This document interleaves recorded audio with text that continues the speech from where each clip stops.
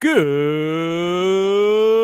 afternoon, Wrestling Inc. Get up, get going. It's me, your managing editor of WrestlingInc.com, Nick Hausman, joined here, as I am every Wednesday, to have a happy hump day, to break down all that sweet, sweet midweek pro wrestling news. It's our very good friend, BWO, Brian Wohl. Brian, welcome back to the Wrestling Inc. Daily. So great to be here. So happy to be talking about wrestling on another great day for wrestling. What we got? Adam Cole versus Jeff Hardy tonight. We have Ray Phoenix versus who's Ray taking on? Is it Harwood? I don't have Ray- the brackets in front of me. Please don't make my brain work this. It's been a long week. You want me to remember specific brackets? Man, I'm just so excited. I mean, I love watching Ray Phoenix wrestle. Whoever he's going to wrestle, he's going to win. Ray Phoenix is winning. I'm so excited about this. And then also Samoa Joe versus the Joker. Who's the Joker going to be? What is it? Britt Baker versus the Joker as well. We got another Joker. So we have two AEW debuts tonight. I hope it's Gargano and LeRae. I don't know if LeRae's ready to go because, I mean, she only had a baby not too long ago. But Gargano, Samoa Joe would be pretty dope, right? And I doubt he gets past Samoa Joe, but like you could set up Gargano, Adam Cole later on in the tournament. I'm just saying he'd be a fun person to throw into all this right now. Who knows? You know who would make a lot of sense would be Harry Smith. Oh, I never thought about that. Bulldog's son is out there right now, and you talk about a hard-hitting contest. You throw me Harry Smith versus Samoa Joe. Don't throw it at me. Actually, don't. It'll hurt me. That's a violent affair that would go down between those two guys. Yeah. I forgot. You know, I forgot that he used to be in NXT and then he was recently let go. Wow. Yeah. Harry Smith. I'm a big Claudio fan. I love Cesaro. I got high hopes for that guy. The thing is, like, Joe's probably not going to lose here, right? So whoever it is going to come in and, like, needs to make an impression and is likely not to advance. That's why I've been in the back of my head leaning Harry Smith. Obviously, with the tie-in with the Hearts, it would be so wonderful. But, like, if Harry loses to Joe and has a good outing, I think that's still a win for Harry, especially since, he hasn't been on TV much recently and there's not been a lot of lanes for him to get in. So that's who I would maybe throw in there. Yeah, I think a lot of fans haven't really seen Harry since, WWE, and some watched him in New Japan, but he wasn't there for very long. Yeah. Was he in MLW for a spell too? Harry was. Yeah, he was in MLW for a while. Yeah, for sure. Davey Boy Smith Jr., whatever you want to call him, Bulldog Jr. He goes by many names. Well, anyway, very exciting night for Dynamite. And also, I didn't throw it on the run sheet, but you see that Miro's got like a CBS TV show coming out? Oh, I watched the trailer. He looks great. East New York or something like that? I didn't write it down. Yeah, it's got like Jimmy Smits, a cop show with Jimmy Smits. You know it's going to be fun. Dude, I saw Smits was listed and I was like, this is a cop show. This is going to be a successful CBS series. And so, like, the way it reads, he's like a character, like not just a one-off. Like, Otunga broke the internet yesterday. He's in She-Hulk, whatever. Good 24, by the way, I guess, for wrestlers. How about that? In pop culture. But this read to me like Miro's going to get like a real TV show to be a part of. That's pretty exciting. He's ready. He is so ready. And like I can't wait for people to see how great of an actor he is. He's going to be awesome. Man. We have a lot of write-ins here, by the way, in the comment section here. Daniel Miller's, he likes the idea that Gargano and Candice, maybe they're the Jokers tonight.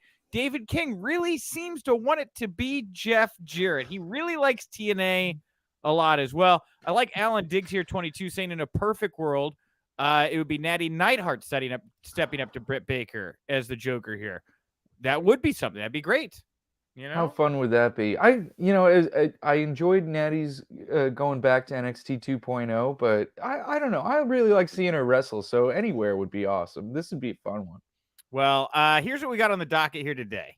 We're going to talk about all the news. We're going to get back to wrestling talk just a second. At the end of the show, we'll dive into the mailbag. We're going to talk all about upcoming WWE, AEW pay-per-views. Got a little heat on Twitter for my selection of shows that I put up because I had all of 15 seconds worth of thought put into this poll, and I apologize to everybody. I was filling out some internal paperwork today about what things I have to do. These were just some of the things that I had to write down. Forbidden doors in Chicago. I didn't have to write any paperwork down. That's why it wasn't right in front of my face today. Anyway, it's travel stuff. Let's get to it. News you can use. News that will leave a bruise. Samantha here in the chat room saying, come on, Nick, spill the tea. What's the latest on Sasha and Naomi? We got to start there, right? That's the biggest story in wrestling. We haven't had your take yet on it, Brian. We only talked about it yesterday, for a while. But now that the dust is starting to settle, what do you think is going on here? What do you think went down with Sasha and Naomi in the WWE? I think Sasha and Naomi probably felt misled and quite disappointed with the direction of their booking. These women are clearly big stars. You have Jon Favreau going crazy over Sasha Banks, and the internet goes crazy whenever Naomi does anything. These women do not need WWE. WWE needs these women, and their inability to come to terms with them is ridiculous to me. You can't figure out a way to make this match work, and then also to punish Nikki ASH and Doudrop by dropping them from the card and just going to this Asuka Becky Lynch match, which was great. And Becky and Asuka made the best of it. They're pros. They're absolutely amazing. I love those women. They did a great job. But to seemingly punish Nikki ASH and Doudrop, and then also to go further with that statement that was released to all of the major wrestling websites, and Raj put it out immediately. It was, of course, we all got sent it. Like, yeah. I'm on the, you get the WWE PR stuff, and it's like, oh, okay, another day at the office, I suppose. Another night at the office, I guess. Yeah, for them to go out of their way to do that, oh man, their pettiness knows no bounds when it comes to this stuff. It's so weird. They want to be a global entertainment company, right? But then they end up looking like these carnies in the end. And it's like they can't reconcile the difference between, their carny past and what they want to be. And it's like, what do you want to be? What kind of company do you want to be? And WWE keeps falling short. Are they, Vince McMahon, I affectionately call him King Carney often. And he is king of the carnies, right? I think he hates that term. It's a pretty derogatory term. Honestly. It is. I'm sorry to use it, but that's what he's acting like right now. Anyway, well, we know that Jimmy Smith over on his podcast, he was at the desk while this was all going down on Monday night. He has confirmed, at least from his prerogative, that this is all a shoot, right? From the way he sees it, it's a shoot. He found out afterwards about this statement. SE Scoops, they had a chance to talk to Aria and Andrew, who I'm bummed I didn't get to reach out to first. It's been a busy week. Great interview. Good get from SE Scoops. She says, my girl Naomi, she wouldn't do this. And I feel like she wouldn't do this unless she had someone manipulating and telling her how to do this. Fightful saying the backstage reaction to this going down this walkout has been mixed. Just to kind of sum it all up, we have a lengthier description over on Wrestling Inc. right now of what Fightful reported. But someone close to the situation, according to Fightful, believed that WWE released this statement as, quote, a way to pit the talent against each other. This same person believes, however, that all those involved would be quick to reach out to one another to clear up any misconception. So very hot, right? And the Fightful report goes on to note, like, even when there's been similar stuff like this in the past, hasn't necessarily gone down like this. They pointed out Steve Austin not liking, I think they wanted him to lose to Coachman or something like that, or Brock Lesnar. Brock Lesnar? With no build. With no build? Wasn't Coachman involved in all this shenanigans as well? Probably. I forget. But yeah, I know. I remember it was job to Brock with no build. And Steve was like, this makes no sense. Why are you going to have me? This is a pay-per-view match. And right. Just going to have me. So he left like hours before Raw, giving them time, I guess, to rebook. And that was, I guess, different. In this situation, it sounds like they left the building like just before showtime or right at showtime, and they're in the main event, and you're now in live mode, and you're having to rebook. And so I guess some people took offense to the way that it was carried out here. I get I go back to the Jeff Jarrett stuff, and Jeff has talked about this, the way he had to confront Vince McMahon and show that he was willing to do business hard if needed, right? Because like I wasn't getting that respect. In his eyes, if he wasn't going to act like a top star in a moment where they're not treating you like a top star, you got to remind them, right? And I think this is more akin to the Jarrett stuff than the Steve Austin stuff, in my opinion. So look, was it the right professional thing to do? Probably not. But in the long run, in the big scope of things, from where you want to be and what you want to get done, look, they did it. And it was some strong arm energy. And they also noted it seems to be less people talking about Naomi, more about Sasha. I don't know if that plays into what Ariane is saying here, where it's like Sasha got in Naomi's head and convinced her they had to do this, and she went away, and people should be more angry with Sasha than Naomi. I don't know. So anyway, that was Well, Naomi has her family ties still in WWE, whereas Sasha doesn't necessarily have that. So one has to assume that it's easier for Sasha to walk away than it is for Naomi. Yeah, for sure. And by the way, Lance Davis Jr. here saying that, yes, Taboo Tuesday 2005. I think that's where the Coachman Steve Austin thing went down. I don't know. And Alan Diggs likes my King Carney line. Just saying, right? And it's CRNIE is my preferred spelling. I don't like it with a Y. I don't know. Just a thing.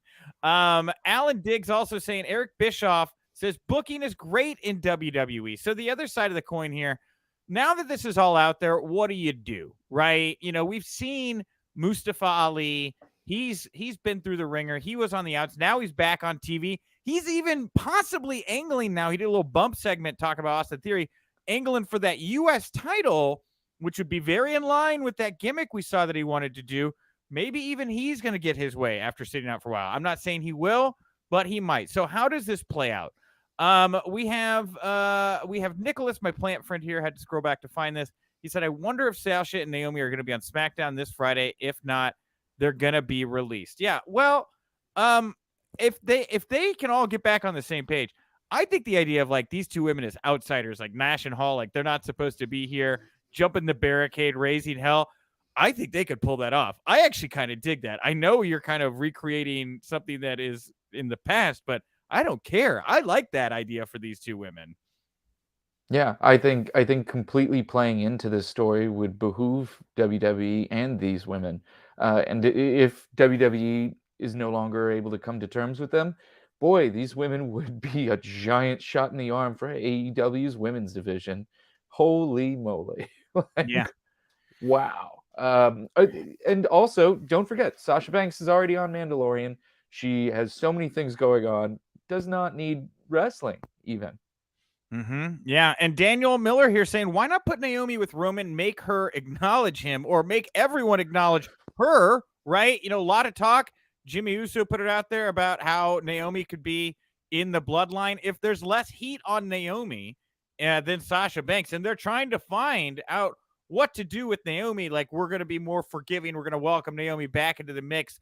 She was led astray by this Sasha Banks character, that Ariane Andrew is laying out.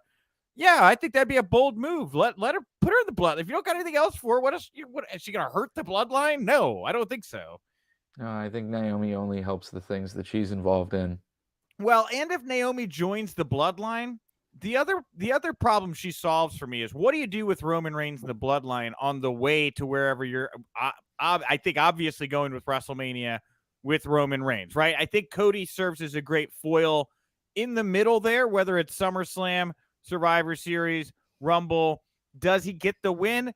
I think you could screw over Cody Rhodes and run that one back later on, but it doesn't matter. You get throw Naomi into the mix with the bloodline. She's working with the women's division. Now you've got the bloodline involved in the women's division. She's doing things with the like she adds another element to that group that's unexplored territory. And we've like Roman, like when he comes out on Fridays and he's like, I've done everything. What else is there to do? I'm like, yeah, dude, I agree with you. I am bored. I'm a little over it at the moment. So I think she'd be a wonderful addition. I am very much pro Naomi in the bloodline, obviously. 100%. It really feels like we're on a cruise control until next year's WrestleMania. So it would be really nice to see something change it up. Yeah, yeah, why not? Well, talking about changing it up, let's change it up. Let's bring some people back into the mix, guys. Lena Fanane, Nia Jax, and CJ Perry, aka Lana, they're returning to the squared circle for the first time since their WWE releases last year. They're going to renew their rivalry in a match to crown the first ever women's world champion of wrestling entertainment series, the West Series. It's a new promotion created by Legion of Pain, FKA, the Authors of Pain. This is a huge show going on, I believe, over in the UK, or no, over in Dubai. Isn't that where this is going down? UK? I think it's Dubai. I saw the flyer. It looked fun, but I didn't see where.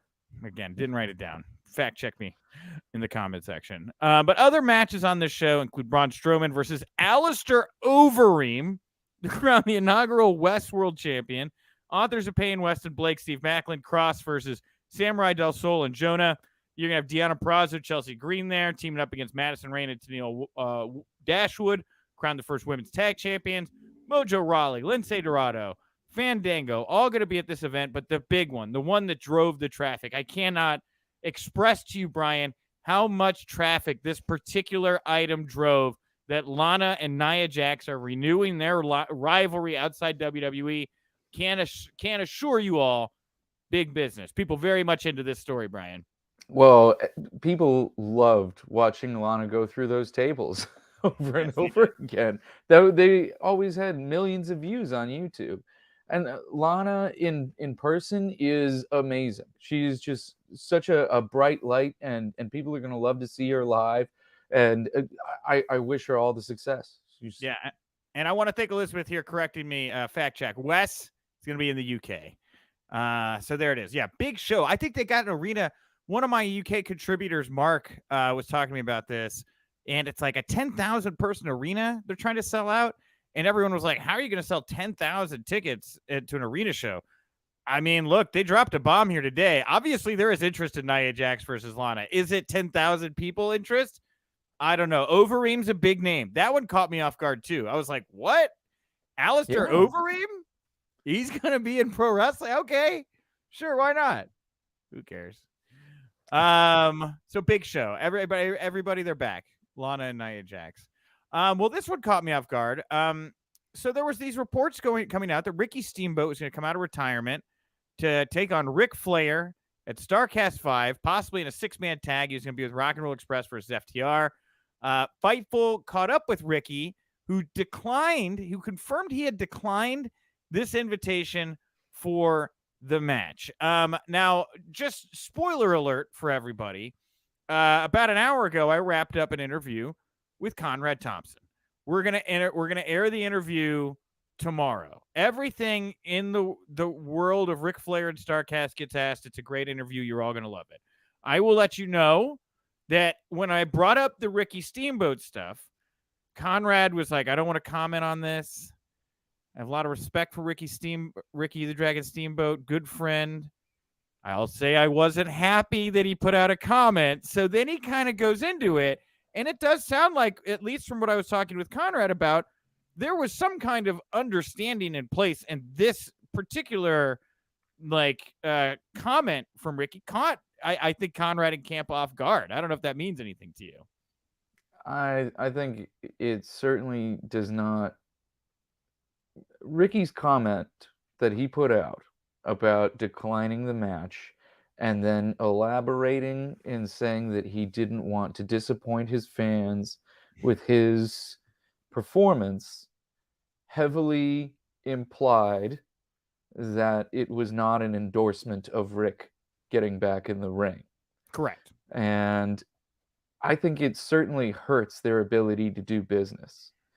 And I understand why Conrad would be disappointed in that. But I think Ricky has certainly earned the right to follow his heart and maybe not perform when he doesn't want to. And if he wants to say something about it, there it is. But it can't be denied.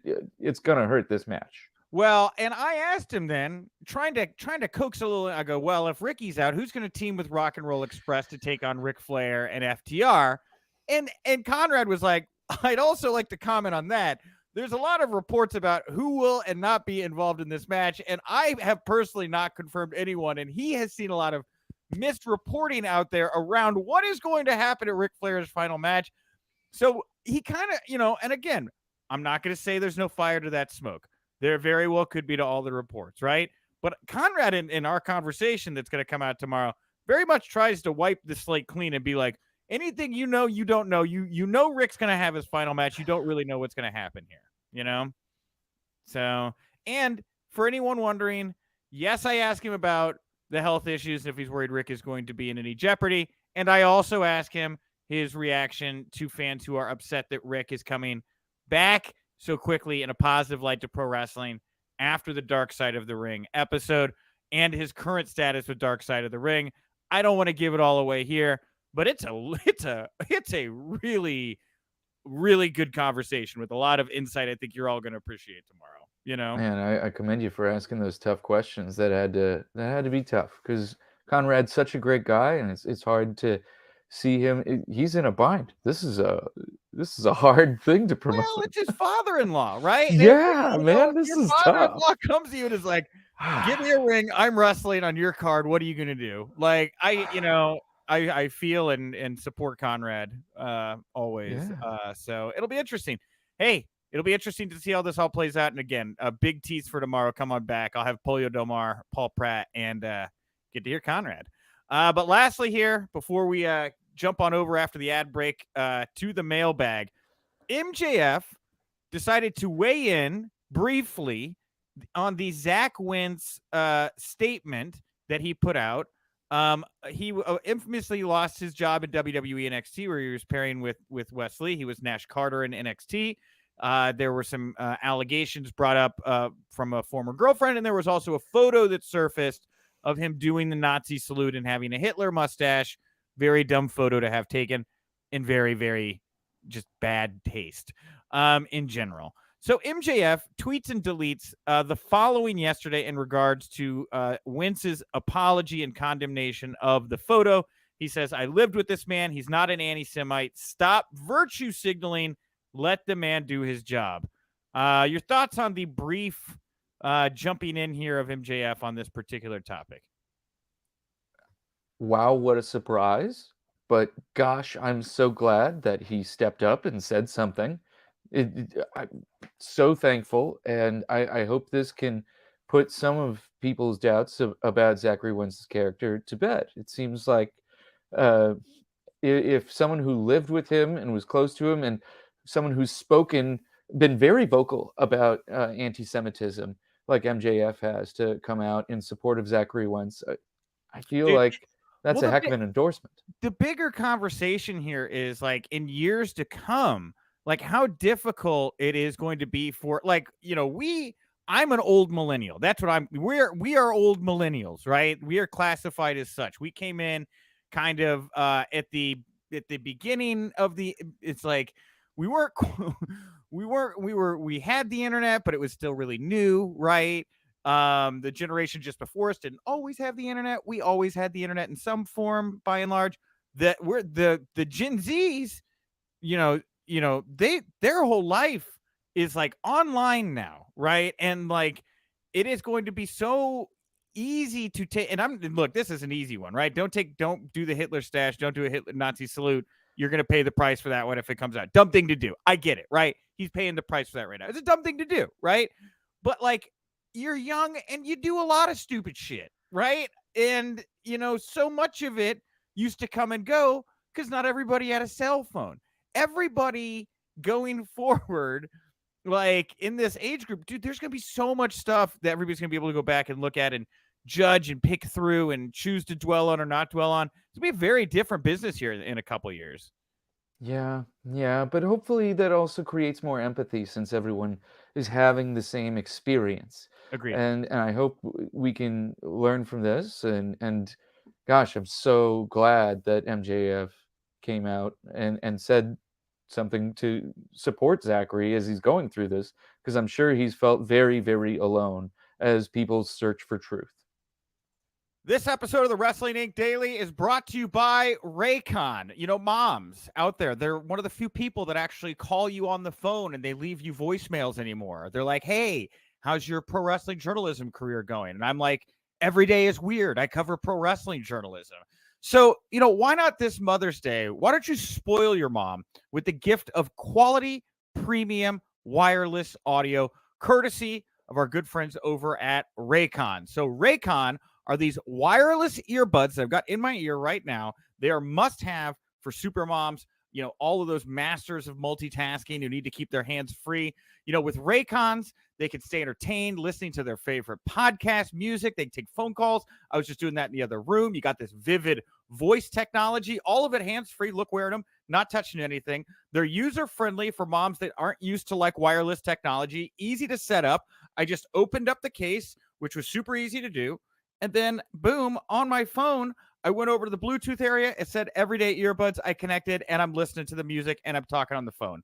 And this right here is great. They got all these different color options you can pick from. I chose black, like the black color, but you can find mom a color that suits her and her personality and her style. You're going to get these optimized gel tips. They're going to make sure that your earbuds fit perfectly in ear. You get to choose from one of 5 sizes. And trust me when I say this, they're not going to budge.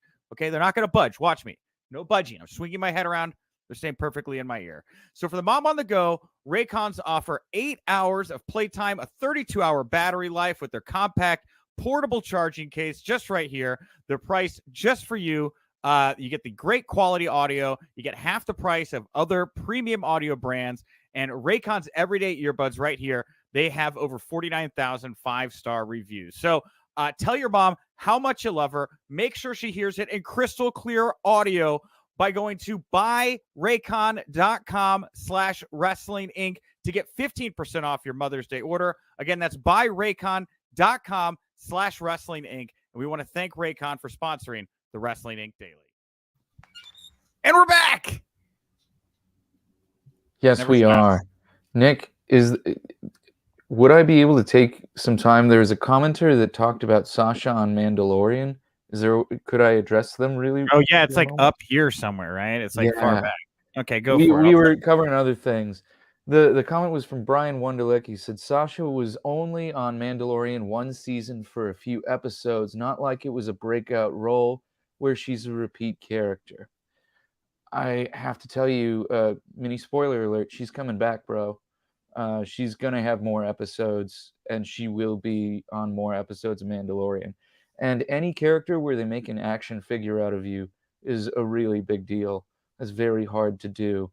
And working for a franchise that's spearheaded by someone who's created as many successful films and television shows as Jon Favreau has, gosh, if that isn't one of the best jobs you can get in the entertainment business, I don't know what is. All right. Well, fair enough. Point made. Yeah. Sasha's fine, everybody. Like, but that's the thing. She's using what clout she has right now, knowing that she has some wind at her sails, to try to make a point, turn their heads, right? So anyway, good talk today. Love talking about Sasha and Naomi. No mail, no interview, nobody to thank for an interview today. But again, come back tomorrow for Conrad. But right now, let's dive into the mailbag. Question of the day over at Wink Daily, WINC Daily over Twitter, is what upcoming pro wrestling pay-per-view are you most excited for? I asked Double or Nothing, Hell in a Cell, Money in the Bank, or SummerSlam. Now, there were several people that wrote in things about Forbidden Door, which is a very fine write-in. Also the Forbidden Door. This is then we had Paul Brown here at Spangler saying this is a WWE affiliate site, lads. So I'm guessing he's UK-based. It's always going to be WWE heavy. I want to assure you that I only did 3 WWE shows and 1 AEW because, again, I was filling out paperwork earlier, and these were the 4 most prominent pay-per-views we had on the horizon. Forbidden Door, I will be at, and it's in Chicago, and I didn't need to be filling out any paperwork for it. So, anyway, that's my thought on that. I think Hell in a Cell's in Chicago too, actually. So anyway, 300 votes here past hour. 51%, 2-1, Double or Nothing, 24%, 1-4, Money in the Bank, 18.6 SummerSlam, and only 6.5 for Hell in a Cell, meaning a show Technically, Money in the Bank has 2 matches announced. We know the Money in the Bank matches will happen. SummerSlam has no matches announced. And Hell in a Cell has at least one big one with Cody and Seth Rollins in the cell. Only 6.5%. I'm a little surprised. Well, I feel like WWE this year has really signaled that if the show is not in a giant stadium, it doesn't really matter that much. It's not as important. And so Money in the Bank being in a Legion Stadium, SummerSlam being in a giant stadium, those are going to have the biggest matches of the year. And now something like Hell in a Cell that's just in the Allstate Arena, although it is the greatest place to see wrestling in the United States and possibly the world, it's not as big of a priority for WWE anymore. Are Cody and Seth going to tear it up at that show? You bet they are. That show's going to be amazing. Yeah. But I gotta say, for me, Double or Nothing all the way. And the New Japan show, that's also going to be amazing too. But Double or Nothing, how can you not be so pumped for that show? Yeah, Punk versus Page is a real big main event, and a chance, I wonder with Punk and Page in the main event, if Punk takes the title, which I think there's a pretty good chance he does that change the tide in any significant way for AEW? I know that I know that Eric Bischoff, easy to get those two confused. I know that Eric Bischoff's been out there recently talking about how Punk's not a draw, hasn't brought anything, hasn't moved the needle or whatever. I think very debatable. Is it true that they're viewership-wise where they were at a year ago? That is true. But like you haven't put you've brought Punk in. You've certainly pushed him very hard and prominently.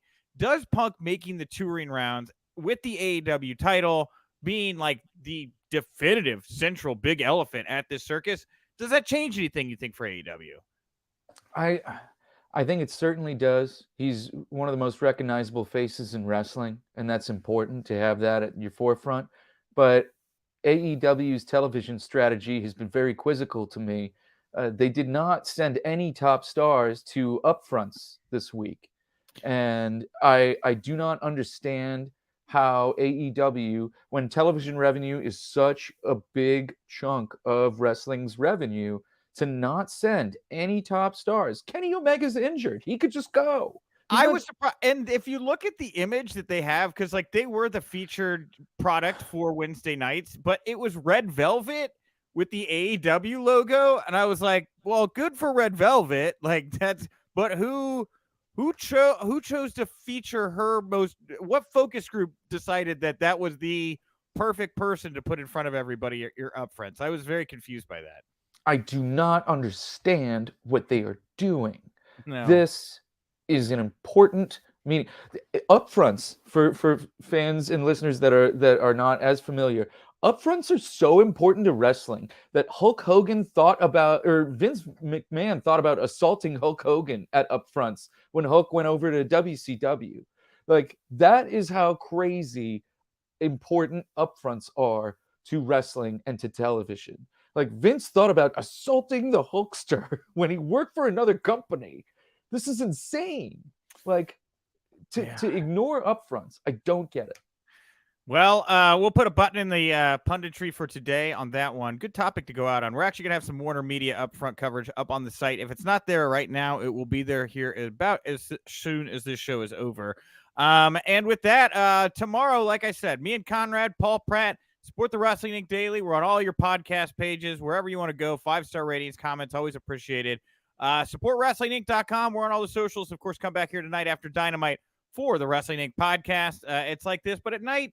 And they are talking, the show and the news. Brian, is there anything you want to plug, promote, put over here to wrap up the show today? Oh, man, check out my podcast, My Favorite Friendship. Tomorrow we have a great episode covering the friendship of Jim Henson and Frank Oz. Oh. Love those two. Well, Big now Muppet fan. Now I'm gonna cry. Have you seen Street Gang on HBO Max? Yeah. Watched that like 2 weekends ago, dude. That made me want to cry. Man, like what a cool group of folks, and they made so many fun things. Yeah, they did. All right. Well, we made a fun thing here today. Very proud of it. Thank you all so much for being a part of it. I'll talk to you tomorrow. I'll talk to you tomorrow. And remember, if you inked, you didn't miss it.